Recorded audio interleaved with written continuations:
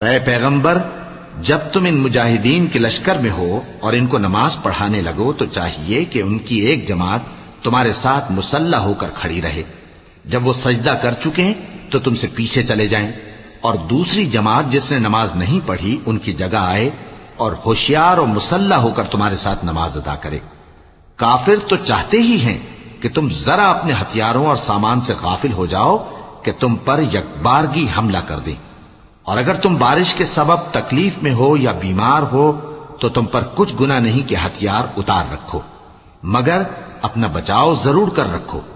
अल्लाह ने काफिरों के लिए जिल्लत का अजाब तैयार कर रखा है। फिर जब तुम ये नमाज तमाम कर चुको तो खड़े और बैठे और लेटे हर हालत में अल्लाह को याद करो।